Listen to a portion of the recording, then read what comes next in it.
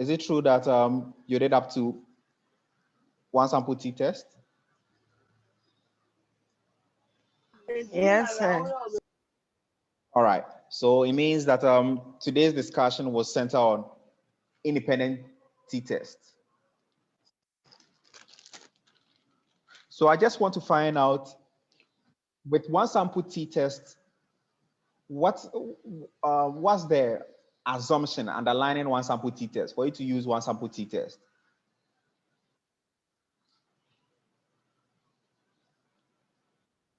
Please, if you have a fair idea, you can just use the emoji to raise up your hand. I'll call you so that you answer.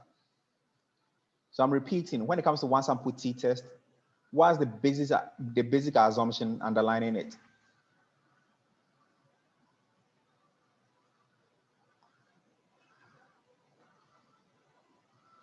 Whoa. Oh, okay. Then let me go ahead with the independent t-test.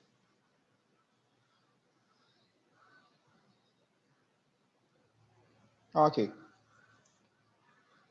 So, as I said earlier, today's discussion was centered on independent t-test. And with independent t-test,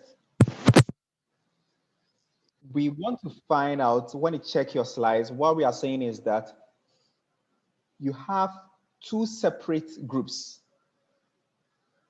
and nothing shows or indicates that these two groups, they are related or dependent on each other. So that's why the term independence comes from.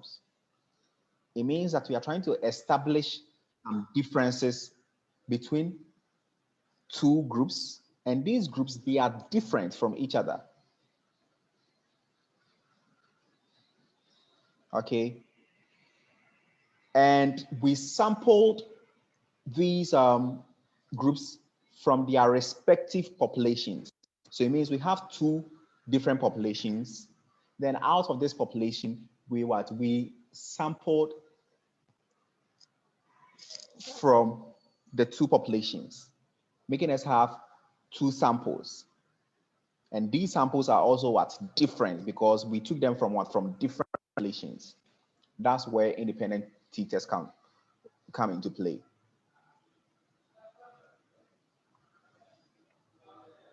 So you could see that with one sample t-test and even z-test, normally the assumption is that a sample is drawn from what?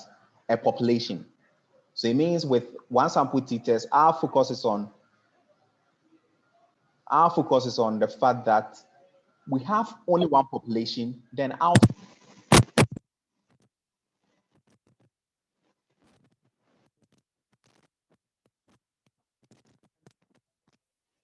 they are different from each other.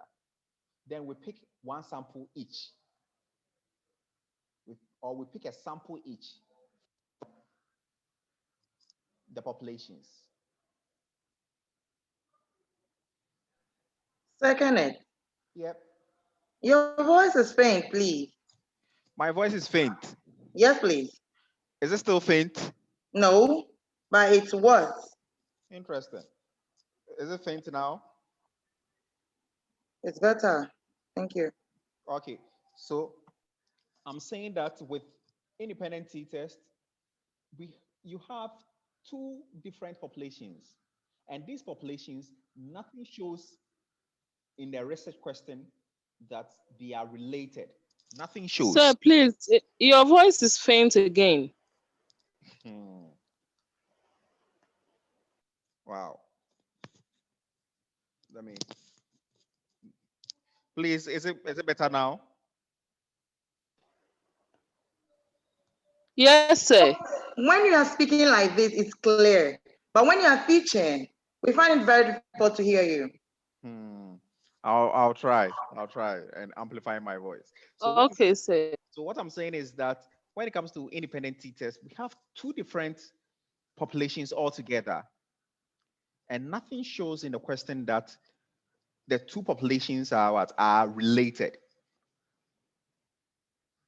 So since they are different, we sample, or we pick a sample each from those populations. And since we pick a sample from their respective population, it means that the sample will also be what? Be different. So a typical case is, let's say we have two different populations. We want to conduct a study among maybe students from University of Ghana and students from UCC. Okay, so we have two different what groups, UG and UCC. And out of this, we pick maybe 50 people from University of Ghana and also pick maybe 60 people from UCC. So the 50, 60 people that we've picked, you can see that we pick them from what? From different what populations. That's a sample. We pick 50 sample from UG, 60 sample from UCC. So it means the sample is also what? It's also different. Then out of this, you're supposed to use independent T-test. So that's where the term independent comes from. It means the samples are independent of each other. All right. And another assumption underlining independent T-test is that it is a parametric test. So my question to the class, when a test is a parametric test, what scale of measurement should one use for any parametric test? What scale of measurement are you supposed to use?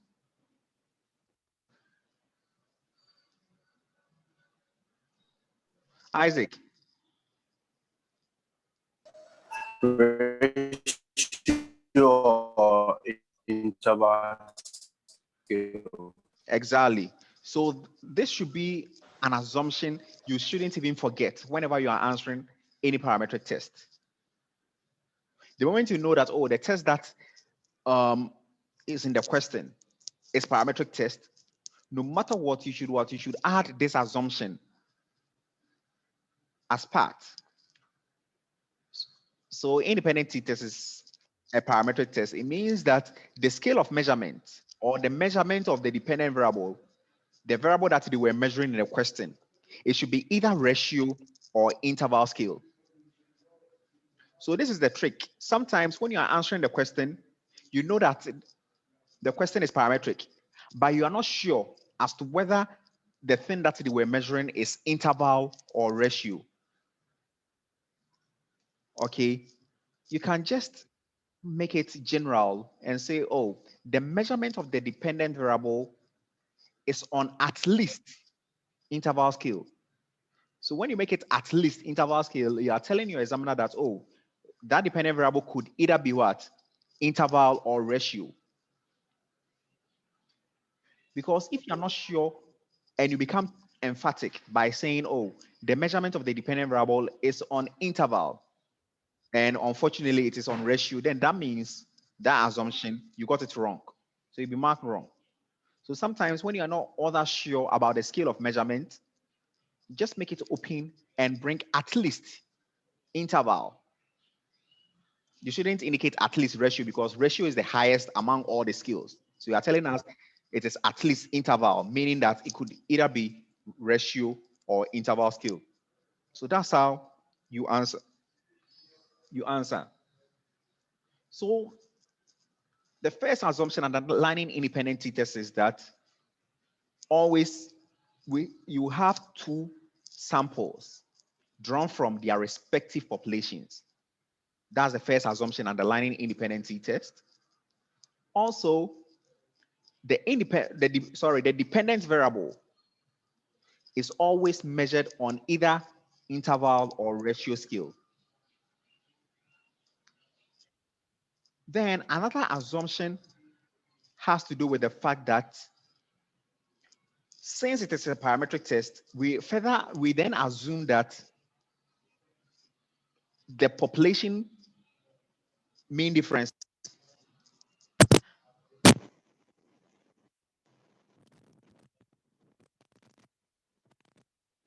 because with every parametric test, you are supposed to transform their scores into a normal curve distribution.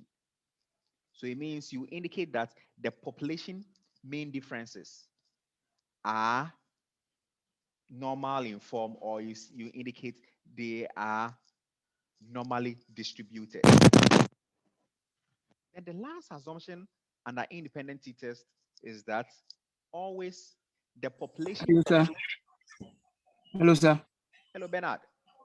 Yes, the assumption number 3, your voice was so low, we couldn't capture that one, please. If you can go over the assumption 3, please. Thank you. Okay, Bernard. So I indicated that with assumption number 3, always the population mean differences are normally distributed, or you can say the population mean differences are normal in form. It means the same thing. Then, okay, the last assumption has to do with the fact that, again, the population variances are assumed to be homogeneous. So it means that the assumption 3 and 4, you wouldn't find it in the question.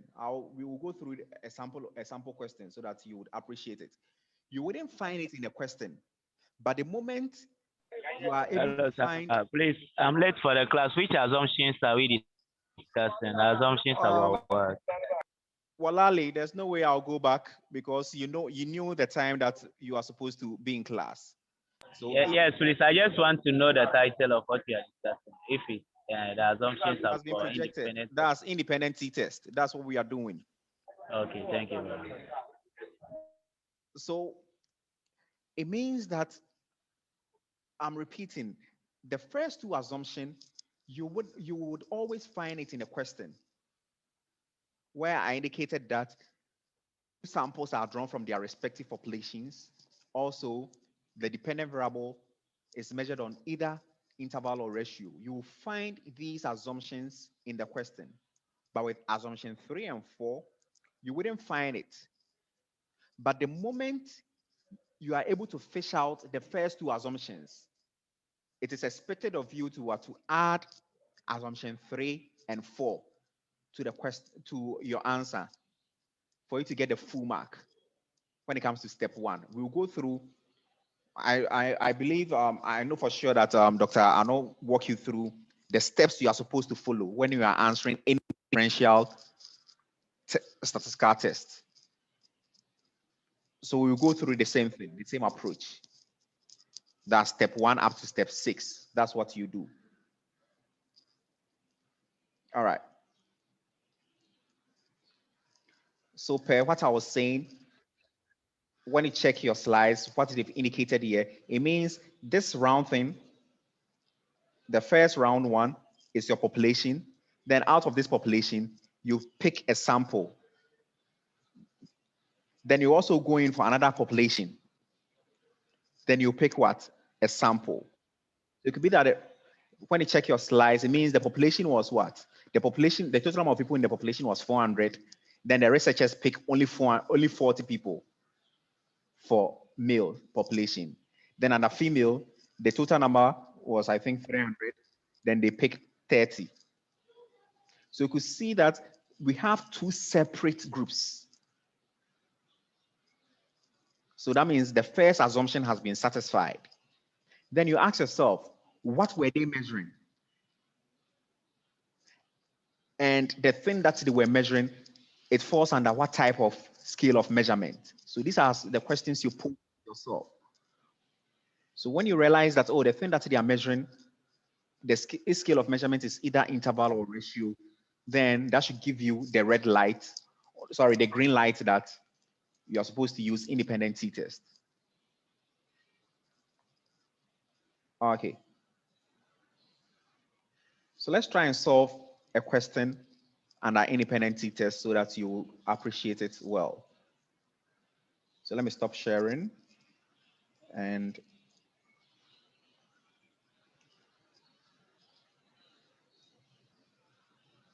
so this is a typical question,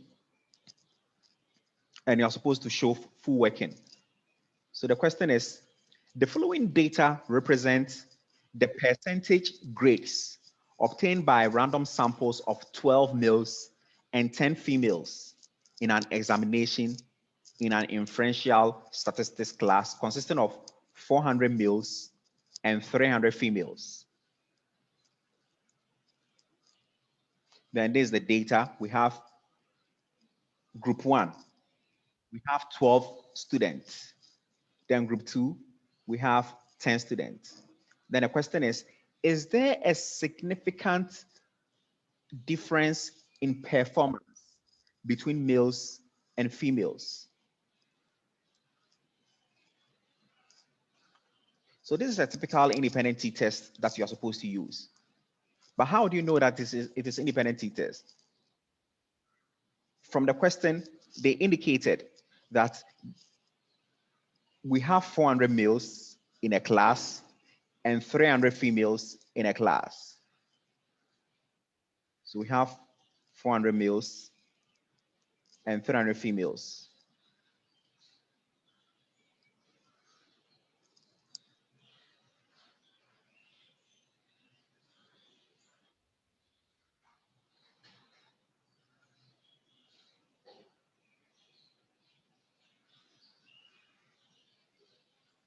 Then out of this, we selected 12 males. So 12 males were selected, then 10 females. So it means that we have what? 2 different populations, male population, female population. Then out of it, we're able to get what? A sample from the males, then another sample from what? Females.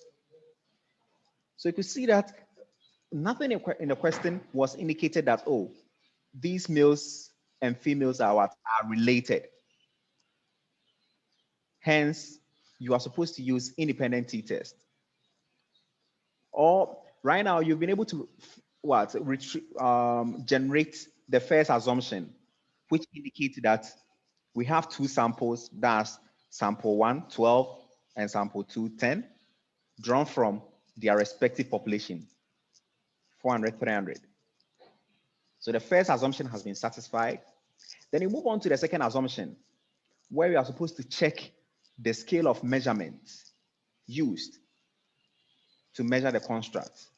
So my question to the class, from this question, what specifically were they measuring?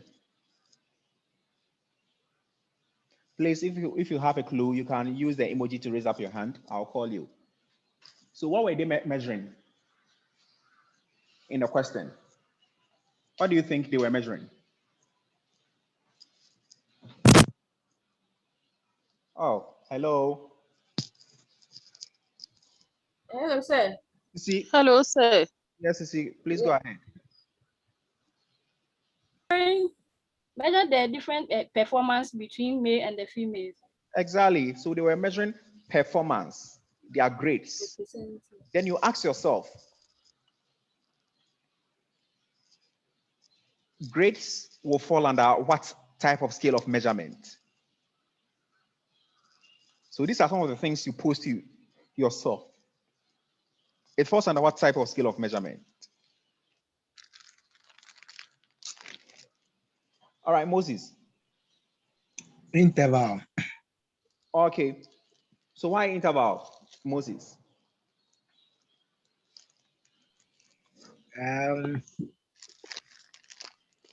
Interval because I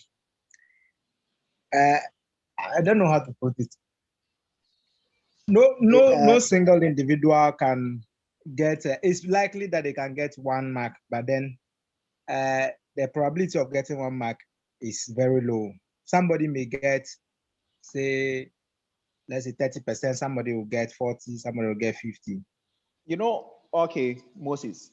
When it comes to interval, if you remember, I indicated that always it possesses 3 out of the 4 properties. So it doesn't possess absolute 0. It doesn't possess absolute 0. Okay. But in this regard, they use percentage as performance. And I believe someone can get 0 out of this. In statistics, measuring statistics, someone can get 0. So it means, from my perspective, ratio scale.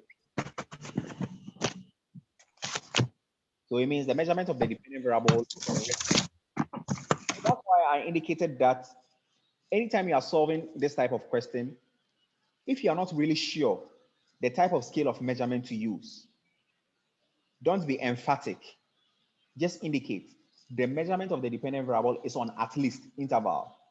So that when the examiner sees it, they will know for sure that you are telling us that, oh, the measurement could be either what interval or ratio. That's it. You are safe.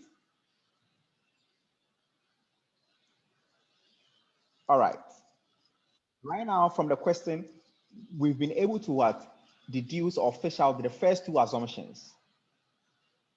So since we've been able to fish out the first two assumptions, it means we've satisfied independent t-test.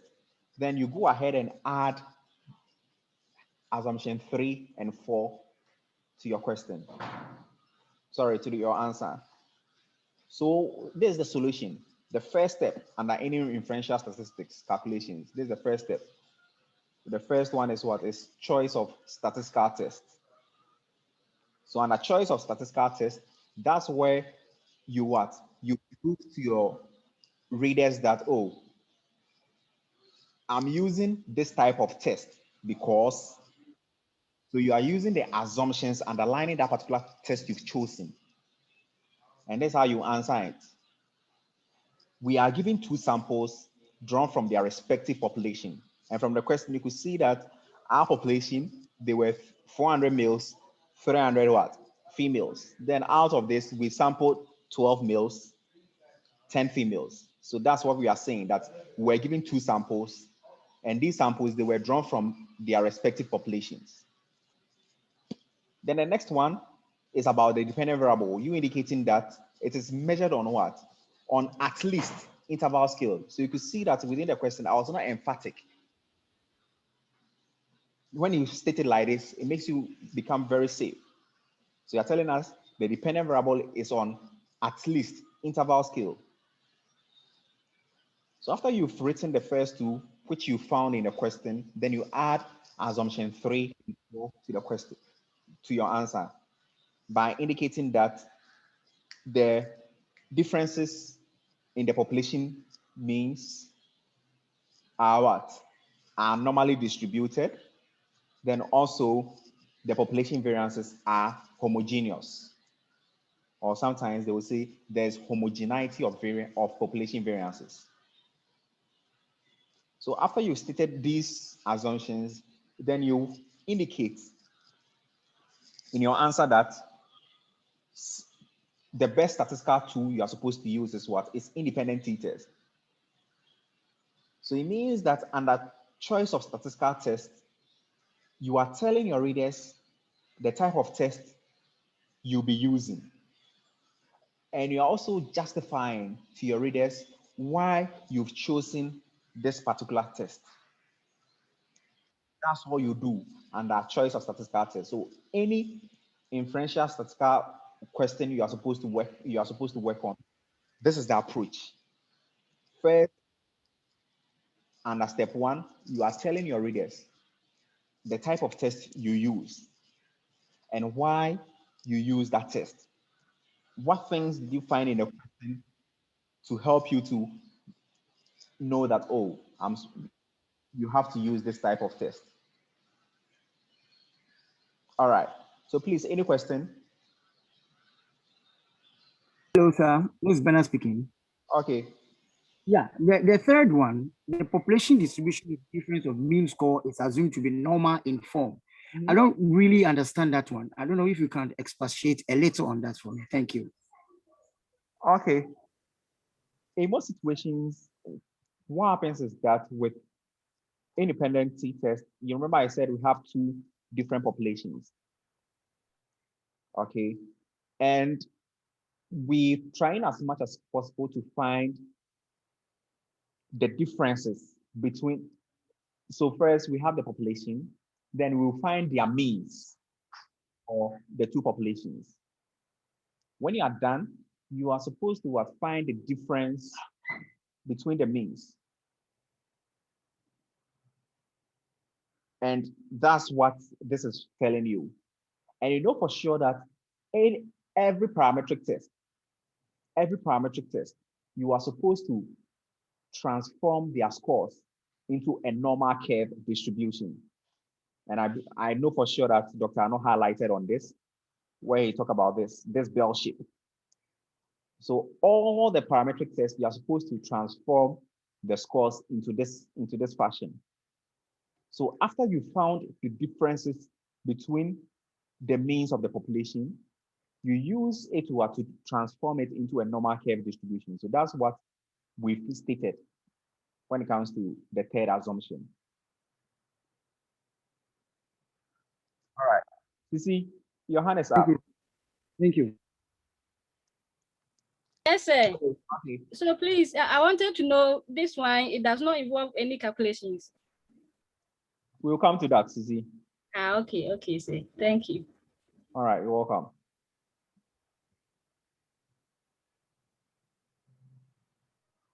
So that's all when it comes to step one.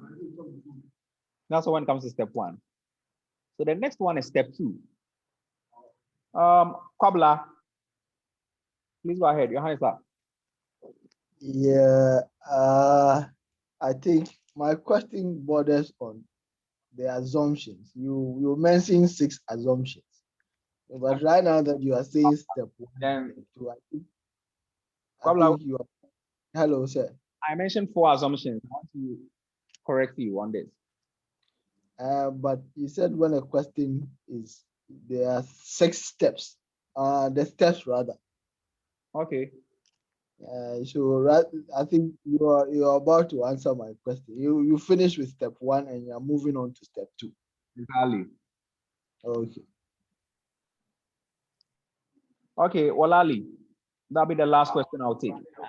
Hello, sir. Please, I just want to know. So, meaning in questions like this, that means you have to step everything. Like you have to list every step the way you've explained it right now. You have to write all these steps down before you come to the calculation. Every test has its assumption. So when you realize that the test is independent t-test, then it means these are the assumptions you're supposed to state. Okay. But if the question was posed in such a way that you're supposed to use a different test altogether, then you're supposed to use that test, its assumption. So we come to the various tests you're supposed to use. And per what I'm already done.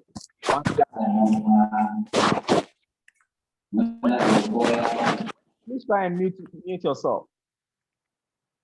You've already done Z-test and one sample t-test, and your lecturer walk you through the various assumptions underlining it. So this one is solely for independent T. All right. So step 2.